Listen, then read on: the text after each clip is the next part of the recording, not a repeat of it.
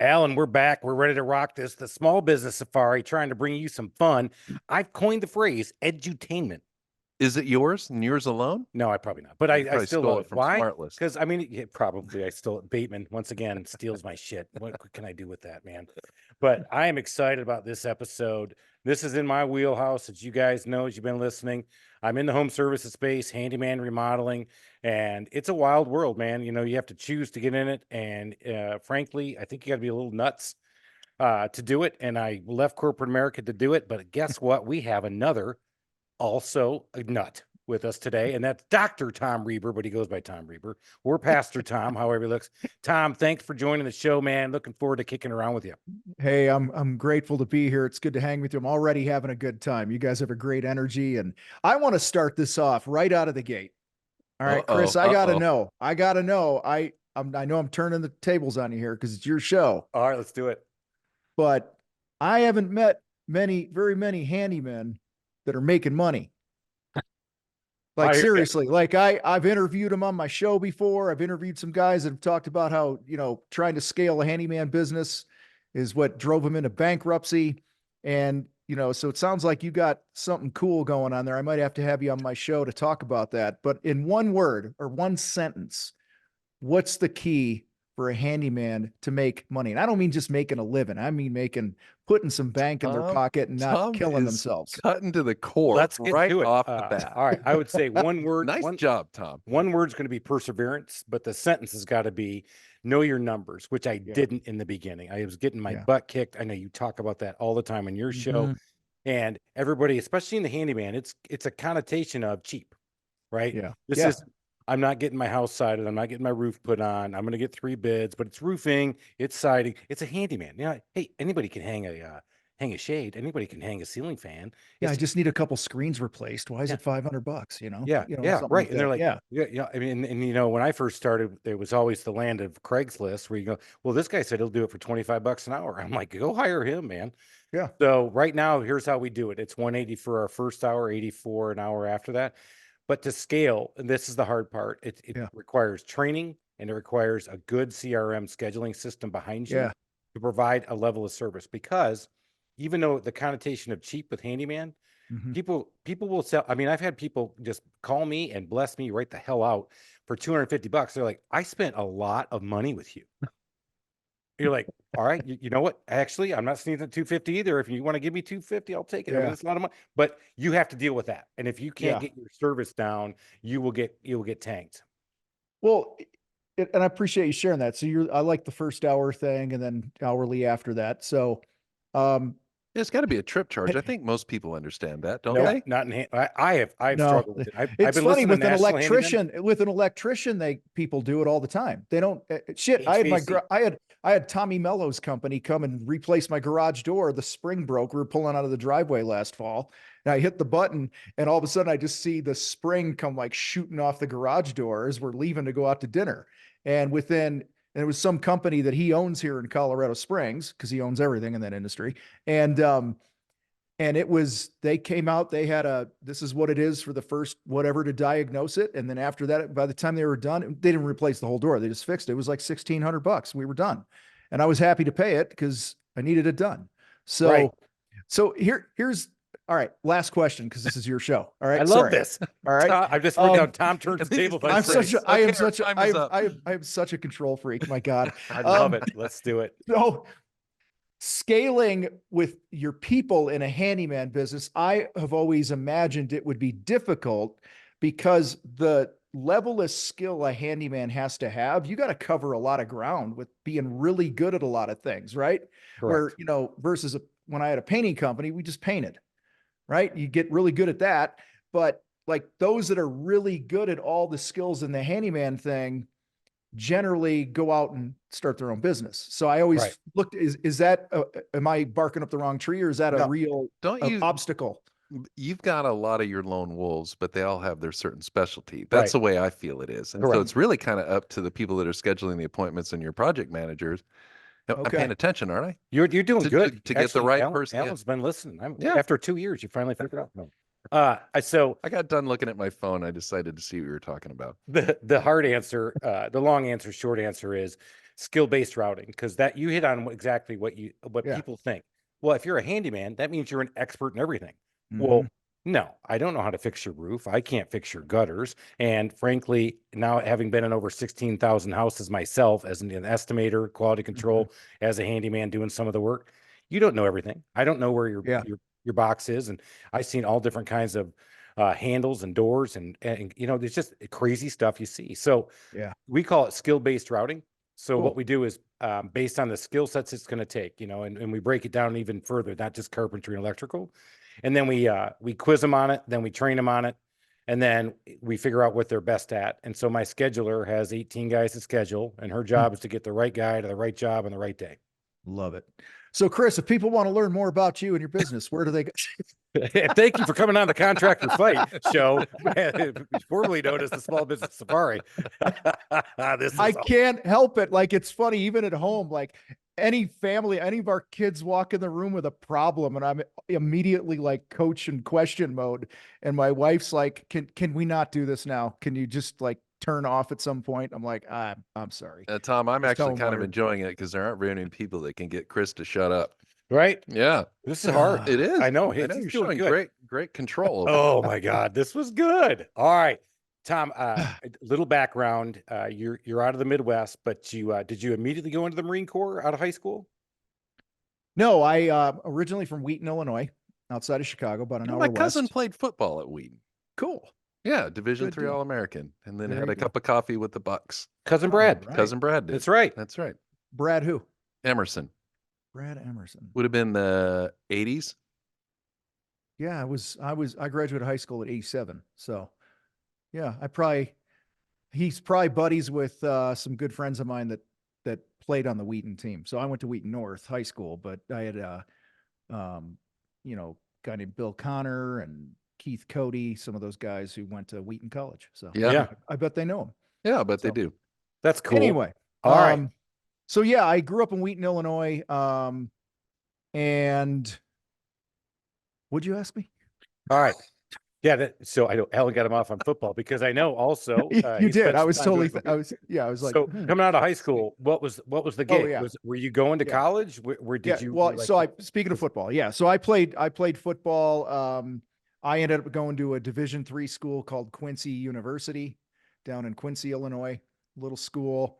I played one season there, and as soon as the season was over, I dropped out of school because I realized I wasn't a college person. I actually couldn't stand anything about school except the fact that I got to play football. And so I went back home. I built decks, or no, I should say I dug post holes for Right. my uncle's buddy. So you're like all everybody else in winter. the industry. Yeah. I've got 40 years in the industry. How old are you? I'm 42. No. Yeah. Listen, man. When you're holding a flashlight for dad at 6 years old or digging a hole at 18, that ain't counting. Yeah, I don't think I ever drove a nail once while I worked for that company. I think all I did was like, here's the address, go dig. And so did that for a few months. And I had worked for my uncle growing up. He was a painting contractor and worked for him a lot, but his buddy gave me a job. And then I don't know, a few months into that, I woke up one day and I said, I'm going into the Marines. And that was it. So I got out, went in and out of the Marines by 1992. How many years? 4 years. So, infantry, Marine, Desert Storm, all that good stuff. And You did. Well done. Thank you. Yeah, thank you for your no, service. I was in college hiding. yeah, air power is pretty cool to watch up close. I'll tell you Oh, that. I'll So bet. anyway, so I got out of the Marines, went back to work for my uncle, ran his crews for a while, ended up, I don't know, just something told me I should move on. And I was playing in a band at the same time because all contractors are musicians, right? So, Right. Lone wolves, artists. yeah. And so I'm a drummer and I was gigging probably 5-6 nights a week while I was painting for my uncle and out till 3 a.m, lugging my drums around and then on the job site at 7:30. And so that, long story short, I went and got a job at a carpet store as a sales guy. And I was standing in one location all day waiting for people to come in. And I knew nothing about carpet. I lasted like 4 days and I left there. And my first, I guess, real sales job was I was selling vinyl replacement windows for a company that, you know, I later came to find out it was a total scam. You know, it was they telemarketer sets the appointment in the low income neighborhoods where they're all payment buyers. And in you know, I was there 3.5, 4, probably 4 months. I was a top sales guy like that. And, but just the ethics of it, the integrity of it was eating away at my, you know, who I was. That wasn't me. I didn't want to sell that way. I mean, I'm consolidating like $20,000, $30,000, $40,000 of medical loans into an $8,000 window payment, you know, to get the deal, like crazy stuff like that. It was pretty bad. And there was this whole story you had to tell people, you know, I'm not the normal sales guy. I work for my uncle, you know, and we're just trying to keep our crews busy. And it was bad, man. So it was a scripted lie. Oh, it was a total scripted lie. And then there was you ever heard of the sales technique, the shill and drop? No. Yeah, that's what we were taught. The shill and drop. So, hey, we just want to keep our guys working here. So Chris, you know, I brought out the window display that was supposedly the high-end window, right? And say that was 15 grand. And you're like, oh, there's no way we could do that. And then I would go, well, you know what? Let me call my Uncle Alan real quick, you know, because I think we're running a number of windows for an order that are these. And let me just see if I could just throw them on and they can produce yours. And I could give you the $15,000 windows, right? For $7,000 or whatever it might be. And then I would literally pick up the phone. And I would call, the guy who owned the company. His name was Mitch, and Mitch always answered the phone. He had all these sales guys out there. He'd answer the phone and on the other end. And I'm like, hey, Uncle Mitch, it's Tom, you know, and yeah. So, hey, I'm here at Chris's house and, you know, blah, blah, blah. You know, is there any way we can make this happen? And he's like, yeah, if they let us know tonight, cause we're running the line tonight, you know, blah, blah. And that was the story. Like it was so many years ago. I don't remember all the details, but it was, Tom, that sounds an awful lot like when I had Chris out, quoting me on my deck. All right. So it wasn't exactly like that, but I would tell you, Uncle Mitch was definitely part of the story. I said, you know what, Alan, since I'm the owner, let me see if I can't get this expedited for you. Let me give a call to one of the PMs, make sure I can get this Trex material put on the same load. I'll get you a deal. I did. I love it. I love so it. There I'm the It's true though. Am I the shill? Well, it's and then you did the drop. I did. That was nice. God. So Thanks, how long Tom. did you last in that deal?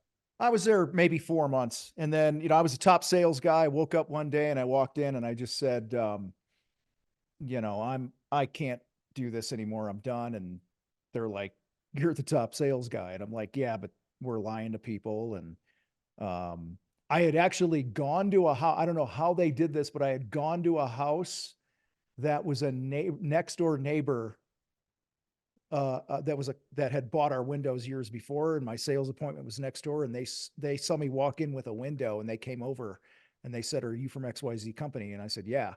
And they're like, your product sucks, and you know, all this other stuff. And we put them in a year ago, 2 years ago, whatever it was. We've been calling, nobody comes out and fixes anything. The seals are broke, and it was a total scam. But that was my first, I learned a lot of lessons in those few short months. Like one of the lessons I learned on accident was you need to sell like you're independently wealthy, right? I always say market like your next meal depends on it, but sell like you're independently wealthy, like you don't need it. And one morning, so again, they set these telemarketing appointments. Great gold nugget. Well, and I love that one. I go down to Joliet, Illinois, and I park my truck out in the street. I'm walking up this driveway. I'm carrying the window display, and I had been out. It was a Saturday morning. I had been out all night, and this was like a 9 a.m. appointment or something. I've been all night gigging and drinking and, you know, just not in good shape. So I talk about hungover. I was barf in the bushes before you ring the doorbell. Nice. You know, if he wasn't standing in front of the house, I might have. So Banaka. His garage door's open. There's this guy, he's like 80 something years old, call him 80 years old, standing in his driveway at where the garage door meets the driveway. He's standing there. His hands are on his hips, and I'm walking up the driveway with my window, and he goes, I told the girl on the phone, don't send anybody out because I'm not buying anything. And by then I'm like, 8 or 10 feet from the garage door. I can smell something's being cooked inside. I look down at my window and I launch it into his yard.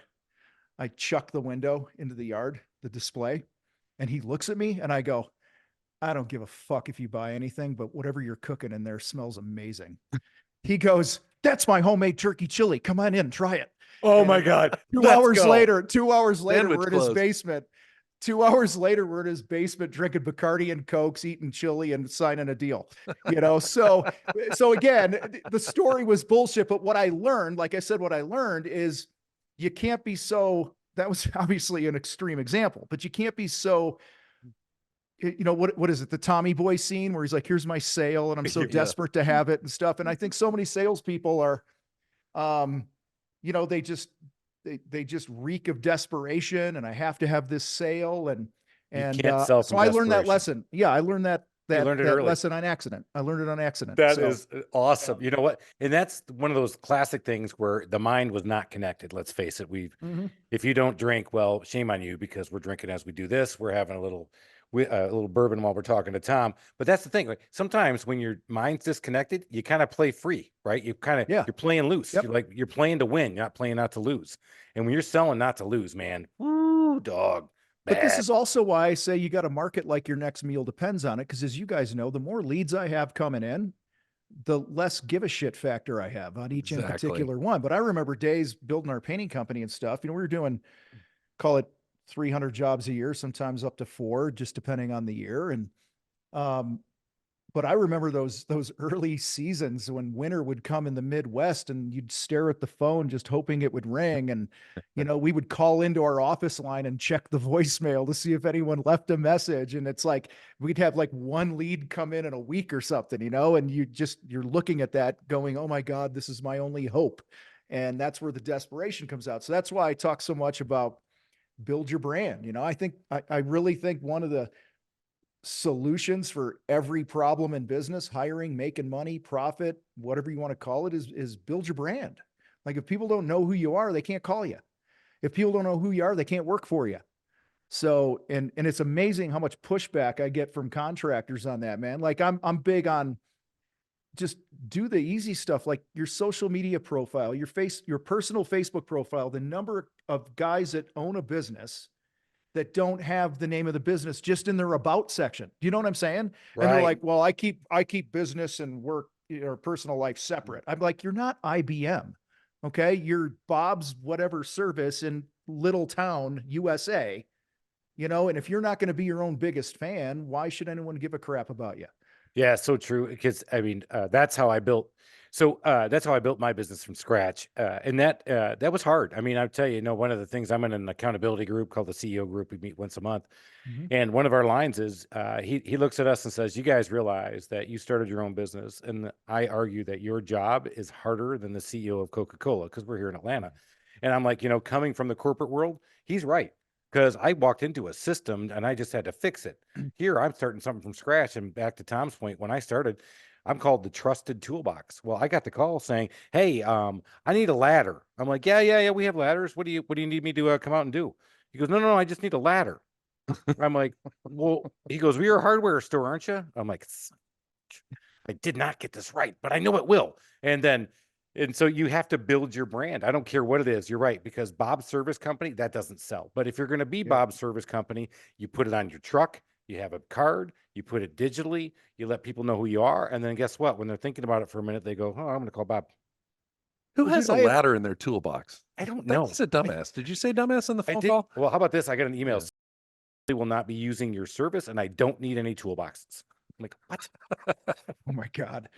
So I have, you brought up like lettering your trucks and stuff. It's, I've had contractors tell me they don't want to letter their vehicles because they don't want to get a bad review on Google. Yeah. See, that's selling scared. That is exactly wrong mentality. That's a scarcity mentality. Because you're right. But I'll be honest, I have walked into my grocery store and I'm looking around. I got my trusted toolbox stuff on, and I'm like, okay, do I know anybody? All right, is somebody going to come up and tell me how bad I am? But you know what? It doesn't happen. They don't do that, man. You know what they do? They come up and go, "Hey, man, your guys came out, did a great job." I'm like, You just made my day, brother. Thank you so much. It's how it happens, right? You Well, got to get out of that mindset. Here's the thing. We skirted over football a few minutes ago. When you're on a football team, I don't know, correct me if I'm wrong, guys, but last I check, everyone has a uniform. And the team has a brand, and it has a website, and it has, cheerleaders, it has its own apparel, cheerleaders if you're lucky. We do right? You need trusted toolbox cheerleaders. Right, we're getting ready to do a home show. We need to put some trust. Actually, my buddy has told me, he said, you should run the mistrusted toolbox pageant. Mistrusted. I'm like, perfect. Thank you. So, but you're right. Uniforms, you hit on that, right? I mean, if you're going to start a business, why wouldn't you wear it? Why wouldn't you drive it? Why wouldn't you? And I don't know, maybe some guys are like, oh, I don't want people to see me sitting at the bar, right? The era I grew up in, that's what contractors did, right? After work, they went to the bar, but I don't know. I just scratch my head because it's these same guys that hop online and are like, hey, is anyone else really slow this time of year? I haven't had a lead in 6 weeks and I haven't sold a job. One guy's like, I haven't sold a job in 3 months or whatever it was, who posted in one of our groups. And I'm like, I said, well, dude, I actually took like 10 minutes of my life. I went online everywhere to look for them and couldn't find them anywhere. I said, well, not even free social media stuff. Wow. Like, yeah. Why? And then I'm like, are you in, please tell me you're in something like a BNI group, right? Or some sort of net. No, what's that? I'm like, Jesus, like, do you guys even try? Like, no, like nobody, it's like it here, I have this phone and it should be easy. Everything should be easy. It should just, open a business and this thing should ring instead of me having to learn how to be resourceful. I had a handyman come up to me and goes, you know what, Chris, how much you spend on advertising? I said, well, I spend 3 to 4% of my thing. And it's actually really low. He goes, I've been in business for 10 years and I've never had to advertise because I get word of mouth. And sure enough, about a year and a half ago, he called me, even though we're in the heater of COVID. He goes, hey, how are you guys doing? I said, no, we're cranking, bro. It's cool. He goes, you haven't seen it slow down? I'm like, no. Yeah. Well, how's that word of mouth going now? And listen, I come out pretty hard on that from time to time. Like, I give the word of mouth only guys a bad rap, I think sometimes. And I want to set it straight here, man. All right. Cause I've said, if you're just relying on word of mouth, I say you're stupid. Okay. I've usually said that.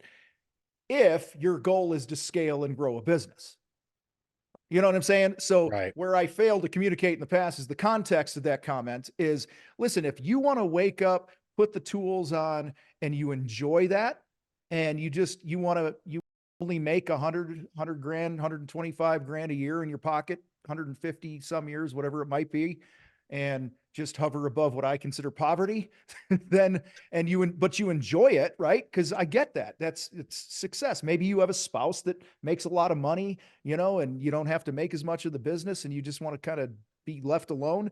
And that's success to you. I'm all for that. But where I get bent out of shape is the guys that sit there and I go, what's your vision for your business? And they've been in business 3 years, they're doing 400 grand a year. And they go, I want to build a $4 million business or a $10 million business. And then you start having a marketing conversation. Or like, well, we just do word of mouth. I'm like, dude, it ain't going to happen. You're going to have to become fanatical about building what we say, getting more eyeballs. You got to get eyeballs. Got to get eyeballs. And so of course, I mean, listen, your business, it would be amazing if, I don't know, the 8,000 leads that come into the contractor fight a year or whatever the heck it is, were all word of mouth. Right. That would be great. I would love to spend $0 too and get 8,000. I'm with you on there. And I think the longer you're in business, that percentage should go up. Like earlier, I said, if we did 300 paint jobs a year, 250 of them were past clients, influencer relationships, and referrals. Okay. The other 50, we were spending, I don't know, 100 grand a year to get or whatever it was. I just got done doing my 2023 analysis. The cool thing about my business being a handyman and remodeler is that we do a lot of things around the house. So I can get a lot of repeat business. Yeah. If I get 40% repeat business, I get another 20% from referrals from satisfied customers and networking. I get another 20 from other contractors. So add up that's 40 plus 20. So that's 80 for those of us doing math. Thank you. For those of us driving on your car, don't drive off the road yet. So I spent last year $300,000 for 20% of my business. Think about that Yeah. for a minute. Yeah. You're like, what are you doing? Dude, you could have put that in your pocket. Well, not if you're trying to grow, bro. All right. I mean, but that's what it came down to, because those repeat clients were from past marketing efforts, branding, doing this over 16 years.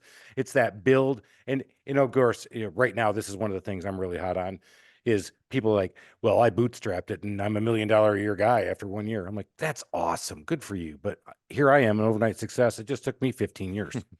Yeah. So Well, I had to build it slow. Well, yeah, I and mean, you I bring up a good point, though. I mean, you're not marketing for their business today. You're marketing for the business for the rest of their life and all their referrals. Right, because I do a And that's ton a of back huge number. marketing. Because if you just look at it at 20%, it seems like it's a waste of money. But you multiply it out over the next 10 years, it's a huge amount of money. Correct. Yep, 100%. Chris, I'm gonna venture to say that in all of your marketing strategery, I've been waiting to use that word and pronounce it that way. I love it. You know what? That's going to be in the Webster there you soon. go. I know it is, because I've used it too. My guess is somewhere in your strategic planning of your marketing and growing your business, you've probably had a conversation of this thing called lifetime value. There we go. Right? Whoa, that's a big word, people. Just drop the mic right there. Like, and that's, again, and I used to be this way till I got educated. And another word but that's going to go in pretty soon. It's actually edumacated. It is. I think it's edumacated. Yeah, I think strategery and edumacated should be in Webster's. I'm going to volley because I've used both of those all the time. But it's easy to only think transactional, right? When your phone's not ringing a lot, sales are low, you're struggling. I get that. We've all been there. You're just going, I just need to cash a check and eat and do the work, right? So I'm totally for that. But I think so many contractors, so many business owners in general do themselves a disservice by not really thinking of the long-term value of a client. And I, like you with handyman stuff, slam dunk. You could be in the house for a gazillion different things. Right. Even as a painting contractor, we could come in and start with a powder room that we sell for $500, send a guy for half a day and he paints it. And over the next, I've had this dozens of times, over the next 3 to 5 years, it turns into $20, $30, $60,000 of work, whether it's in that house or they sell that house and buy the next house or whatever. There's gold in your database. So I think, a lot of these guys that do bigger additions, kitchen remodels are like, well, people only do a kitchen once every 20 years or whatever. I'm like, yeah, but dude, what would happen? I mean, I don't know about you, but like every time I turn around, there's something in our house that needs to be done. Right. And even if my kitchen remodeler were to just check in, just pick up the phone 2-3 times a year, send a text and go, Tom, how's the kitchen looking? Hey, it's looking great, but this crazy thing happened because this just happened. We got some boards on the floor. They didn't do the floor. We got some boards on the floor that are kind of separating and stuff with the weather. You want to come look at it? I mean, that would be the conversation. Like, right. That's it. And you they like could sub it out. They could put me in the door. I don't care what bro. they do. Get me in the door. Yeah, So I think a lot of people are reluctant to do that because they're afraid when you say, hey, how's the kitchen looking? Oh, the doors are falling off. Guilty. Yeah. I'm guilty of that because we, as we do it, they're like, because I've had another guy recommend that at the year mark, you should call him and say, hey, just wanted to check on the bathroom that we did. Do you want me to come back and touch it up? And I'm like, oh, I can't do that because they're going to hit me with it. He goes, Chris, every time I've done it, not only did I touch up something for a half a day, and then I sold them on another master bath, or I sold them on the kitchen. You're like, he's right. So that's why you got to send. I mean, I've talked about this before. I send once a month, everybody gets a newsletter, and then now I'm going to go back to mailing because we were on such a heater after COVID. I slowed back on the mail, but I'm going to go back to it now because we're slowing down. So you see it, I'm trying to lean into it and do some other things, and hopefully it'll work. Back to my strategery. I don't know. So there's two things I think that if a contractor is listening to this, if they implemented these two things, it's going to move the needle. All right. And most don't do this. We spend so much time fighting to get new customers, new leads, right? And we often neglect the people right under our nose that are in our database. Mrs. Jones, who didn't hire you 3 years ago, is still in your database. Why is she not hearing from you? Right. So, because you never know, maybe they hired a different company and it was a total shit show, and then you're still on the radar. So, however, two things. This first thing, I got a GC in Milwaukee who, and he's just one example, but this is pretty cool. This brought in an additional $1 million for him in top line revenue. Write this down, Chris. In 2023. Dude, okay. Boys, look at this. So it's called a UIT, not a UTI, a UIT. Okay. Okay. I know those UTIs, by the way. And I ripped the name off from my coach. So I was doing them before I knew what he called them, because we were doing these for years. And then I adopted that name, but now I got to come up with my own name. So maybe we'll call them the Uncommon Touch or something. I don't know. $1 million. Here's how it works. It is personalized. It is not like a bulk text or, email, right? It's a text. And when I speak to groups, dude, I have, or do workshops or whatever, I have the people in the room do this. I was just in Florida a couple months ago doing this, and this kid, I shared this thing, and I go, everyone pull your phone now and send one. And within 20 minutes, the kid sold a $15,000 project. All right, while he's sitting there in the audience. Okay. Validate. All right, I'm ready. So real simple. Chris, IT. Yes. Chris, it's Tom. We did your thing last summer, whatever. I don't care what you're thinking. We installed this, we did that, fixed your garage door. Just thinking about you. How's it looking? That's it. The goal is not to sell something, by the way. The goal is to stay on the radar, to show that you care, and to eventually turn this into a sales conversation for when it works for people, because people buy when they're ready, not when we're ready. My painter here, I'm a painter, but I don't paint my own house. It's too hard. So I have this painter that I love. If they would send one of these to my wife right now, they would have $20,000 to $30,000 of work this week. By the way, what's UIT stand for, though? I'm going to unexpected intentional touch. So it's unexpected, it's intentional, and obviously it's a touch. And so this GC I was telling you about, unexpected intentional this is why touch.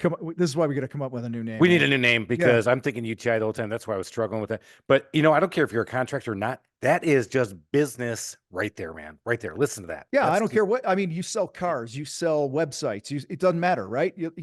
So anyway, you send these, and what we've done these for many years. We've coached on these for many years. It's just a quick reach out. It's just going, hey man, I was just thinking about, I was driving through your neighborhood. Hey Julie, I was driving through your neighborhood, and I was thinking about the deck last year we refinished, and I know what a pain it was, meaning the history of the deck and all the other people that screwed it up before us. Right. And it's been 6 months. How's it looking? Right. Hey, it's looking great. And by the way, I meant to reach out to you. We have people, this literally happened to me many years ago. I sent one of these in the month of August, never heard from her. Her name was actually Stacy, and it was a deck. Week and a half before Thanksgiving, she calls my cell phone. She goes, I am so sorry I never replied to your text. She says, and you're going to hate me. I have people coming next week, and I need the whole house painted, and I need wallpaper removed. And so the week before Thanksgiving, she hands me a $30,000 job because I sent a text. Okay, guys, This is the power of this, because here's why nobody does it, you guys. Nobody does it. I call it the Hey Buddy.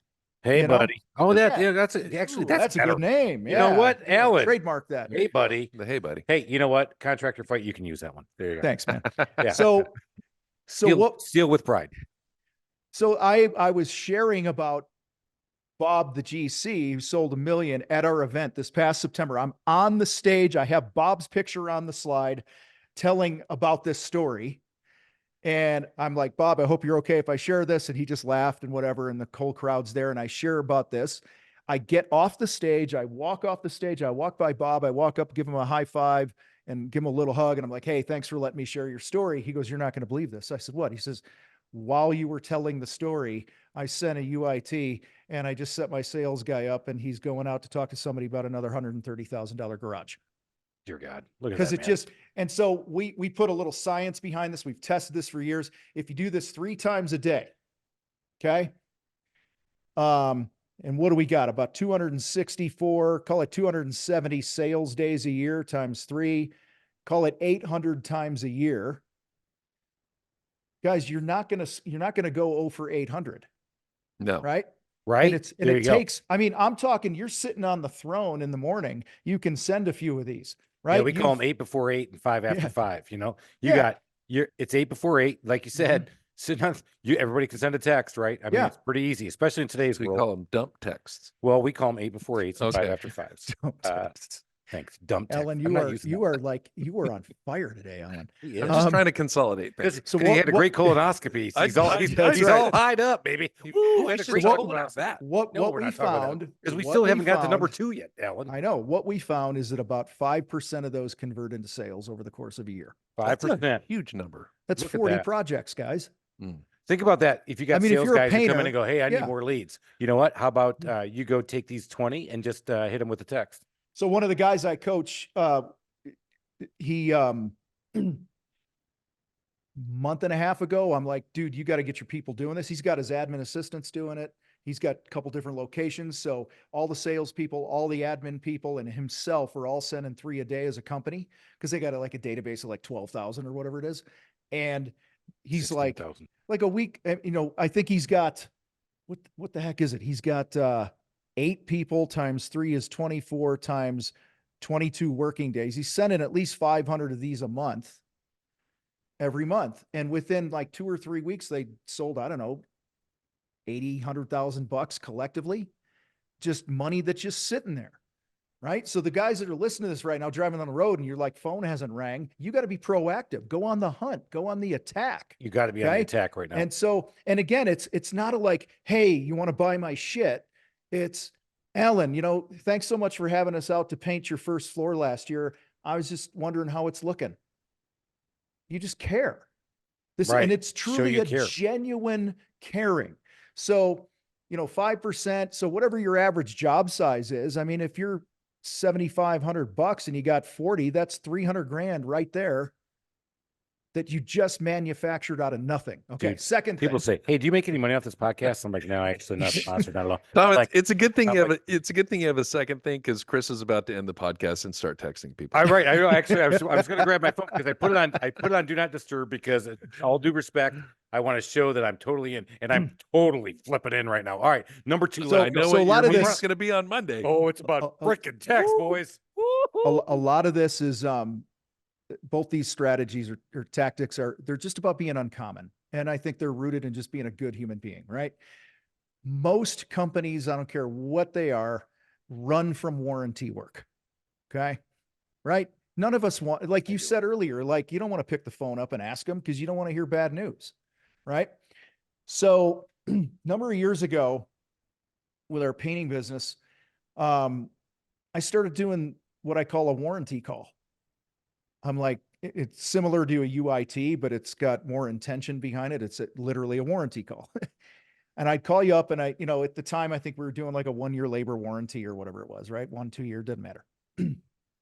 You call probably, I don't know, 3 months before the warranty's up and you go, "Hey, Alan, it's Tom with Tom's Painting. We did your thing last year. Hey man, what's going on? Oh, just checking in. Hey, I wanted to let you know that your labor warranty's up in a couple months. And I wanted to get your warranty visit set up." And they're going to be like, "What's that?" And you're like, "Well, we come out, we put eyeballs on stuff to make sure everything's looking the way it should. And there's no issues. And if there are our problem and not yours." And you go out there and we actually told we'd have our crew leaders who did the job go do the warranty call because they already had a relationship with them. And sometimes we'd say, "Hey guys, find something," right? Find something.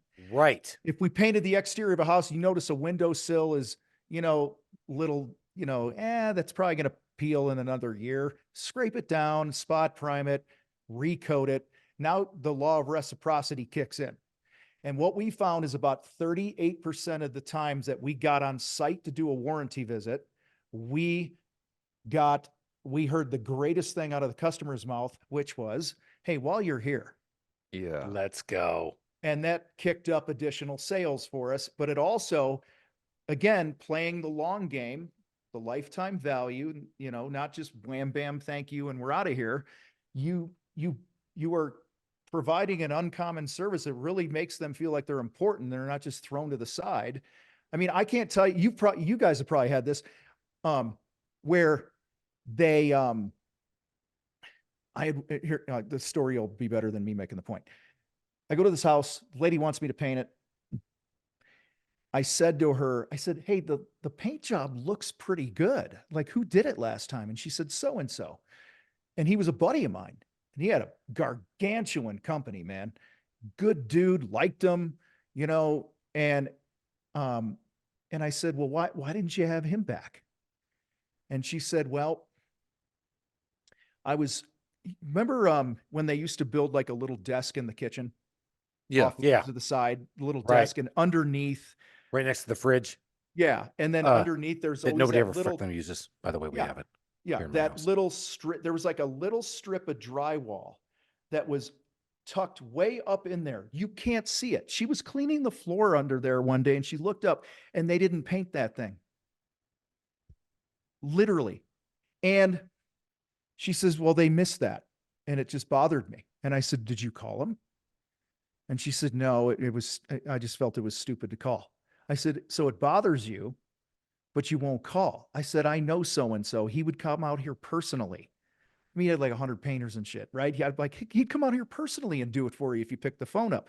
So her reluctance to call kind of gave me this idea that we got to be on the hunt for this stuff and we got to be proactive, because I guarantee you, had he called her and said, hey, Mary, how's it looking? She'd go, you know what, Tom, this is the stupidest thing ever. It's really not. Yeah, Chris, you're doing it, right? This is really not a big deal. I feel so stupid even saying this, but blah, blah, blah. But I hate to bring this up to you because you're the owner and I don't want to get anybody in trouble and I want to get me fired. That was a $10,000, $12,000 job that I got that he didn't get, because obviously it's a stupid thing, but it meant something to her. It meant enough to her. Right. So that was kind of the origin of this thing. And so we found that, because what's the stat? Like 85%, if somebody's given you money once before, they're like 85% more likely to do it again. Yeah, I've heard that. If they had a good experience, right? Yeah. Close enough. It's definitely more than 50%, boys. Yeah, we spend all this time trying to get new customers, which we should, but we don't love up on the ones that have already trusted us, I had one contractor tell me you got to lean in. Yeah. You got to kiss the girl that's leaning into you. I was like, that's a good one. But back to repeat business. Especially I've had people say that. I've had painters say this to me. He goes, man, at least in your business, you get repeat business. I'm like, you can get repeat business too, man. I said, you just got to stay there, right? I said, you're right. My business, I wish all I did was plumbing. I wish all I did was painting. I wish all I did was electrician work. But we do a lot. But even if you do, you're still, and I don't care if you're not in the trades and you're listening to this, if you're in your business, if you're not touching your existing customer base and giving them ideas, not selling your shit, talking about new stuff. Like I just put my newsletter out. I started talking about aging in place ideas because we just got introduced to a lot of new ideas that I implemented actually in my own house because I'm aging in place at 53. I'm aging a lot faster than most, but no, I mean, but you're trying some of these techniques out and you're like, man, this is really cool stuff that everybody should have. So educate your customers because we all want to sell to an educated customer, right? Yeah. Yep. Well, and education comes, I mean, I started this whole content thing before I got out of the painting industry and I sold my half of the business in 2012 to my partner. Whole long story behind that, but we had, for a couple of years, we started at the time, blogs were really big. And so we just kept writing blog after blog that was educational, because people go on to Google. I mean, anyone listening to this right now, go in, if you're a kitchen remodeler, or say you paint kitchen cabinets, go into Google and go kitchen cabinet painting. And I guarantee you probably one of the next words it's going to auto-populate is prices, because people are searching for that. Or which paint is better, Benjamin Moore or Sherwin-Williams? Should I use flat or eggshell? How do I touch up a wall? Whatever your industry is, all those questions you get. So dude, we went on this, I went on the warpath of writing blog posts that just educated. I was like, interior painting prices, how much to paint a kitchen? Interior painting prices, how much to master bathroom? And it got to the point, and we had pricing all over our website. I shared with people our production rates and how we measured rooms and all this other stuff of how we figured up pricing. It got to the point where I would knock on a door. I had my little iPad with our program in it, and I'd walk around and I'd hit dimensions and I'd hit buttons and I'd hold up the price. And I go, it's $5,600. And one time I did this husband and wife were there. They're on the other side of this kitchen island, and I hit the button and I hold it up and I go $5,600. She looks at her husband and she flips him the bird. She goes, "Suck it, I win." They had a bet of how much it was going to be.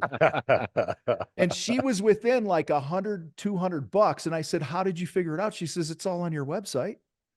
Oh, so she did her own freaking estimate and then called us. So she's already price conditioning when you walked in there. Yeah. She was and educated. She'd already researched your company. She realized you put yourself out there. She saw your Google reviews, saw they were good. So you walked in. It's a sale. That's an educated customer. You're ready to rock and roll.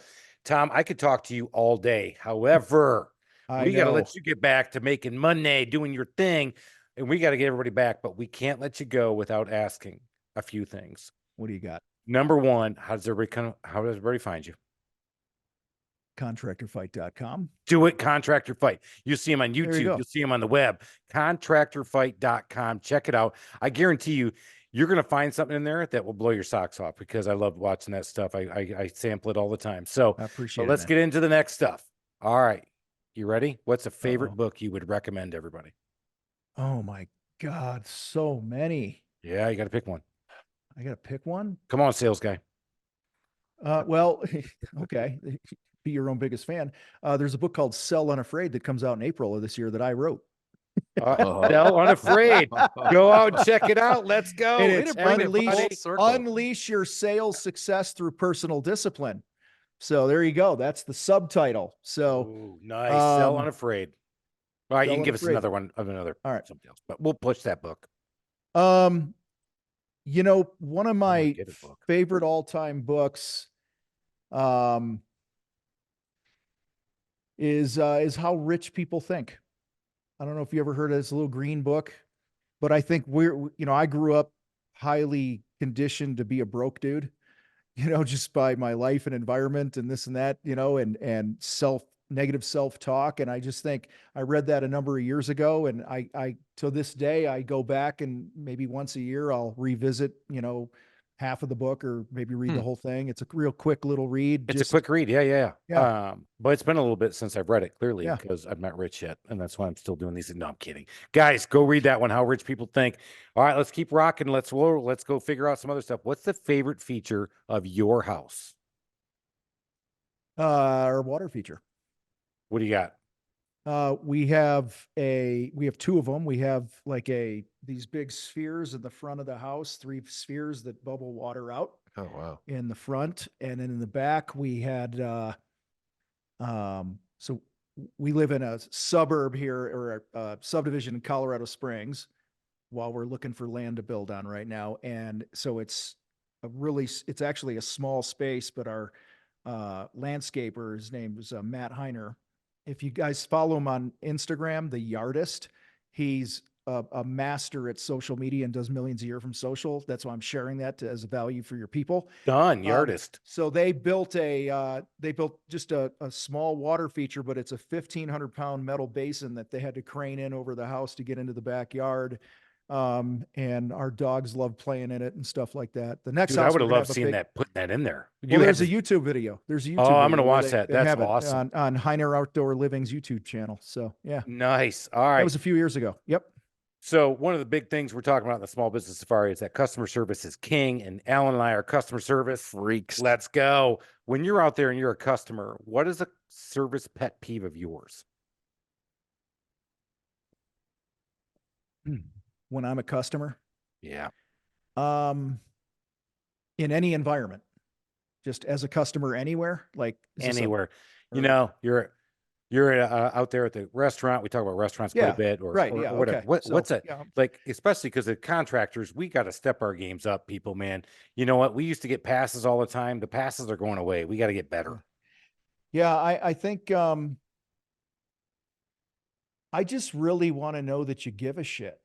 Right. Whether it's whether it's the hostess at the restaurant, whether it's the server you have, whether it's the contractor you're working with, what's the old saying, picture everybody's got a sign around them that says, "Make me feel important." I think that's what we all want. We just want to feel like I like you guys, I like to spend money, right? So I'm going places to spend money. The least you could do is act like you're happy to see me. Amen to that. Right. And I think a lot of, a lot of companies don't do that. And I think they're missing out in all industries. I think they got to level up the train. That's part of the reason, honestly, that I wrote Sell Unafraid, because I talk about that in the book. I talk about like, act like you give a shit. I mean, listen, we had my wife and I got married in 2020. We've been together a number of years, got married in 2020. We were going to get married at this perfect place here in Colorado Springs with the best views of the Garden of the Gods and all this other stuff. It was a slam dunk. Like, we were going there. We set the appointment. We walked in. And I tell the story in the book. The sales girl greets us, sits us down at her desk, slides pricing pages in front of us, and says, "Which package do you want to do?" Oh, And my wife and I looked at each other, and I go on to share the story and we settled for a subpar venue down the road because I wasn't going to spend my money with somebody that didn't bother to ask us one question. right. Yep. If we call my wife the queen, if she would have just said to the queen, "Lee, tell me about your perfect wedding day," Lee would have talked for an hour nonstop, walked around the property with her and said, "We want to do this and do this and do this and do this." And then sales girl, all she had to do was say, "Okay, well, to make all that happen, it's going to be X." Which is probably the premier package, probably the top of the line, probably right there. And you would have He would have looked at me and said nothing. And I would have looked back at her and I would have said, "Okay, done." like, done. But she just acted like there was an arrogance. It was almost like it was a hassle for us to meet with us. You've know been what? there. You walked into restaurants. And I don't blame her though. I blame the management. I blame It's not her. management. And if I'm the owner of that company, I am pissed because that's what I just trained her to do. That just ticks me off. And that is why we are customer service freaks. Let's get it done. All right. Last one. Give us a DIY nightmare story. We're talking death, dismemberment, fire, flood, emergency famine. services. Emergency services is always good. Yeah, that was a good one. Of my own. Yeah. Okay. All right. It wasn't life threatening, but I'm a painter. I'm not a trim carpenter. And about 20 years ago, longer than that now. Anyway, first house I ever bought, I was going to do my own trim. And so I trimmed out all the doors, the door frames, the windows, everything, put new trim, was all excited about it. And I don't think I've ever told anyone this. Come on, I love this story. It's get vulnerable, Tom. And I'm standing back and I pop a beer, and my buddy came over and he walks in and we're leaning on against the wall, drinking a beer, having a conversation. And after about 10 minutes, he goes, "You put all the trim on backwards." Hello, good night.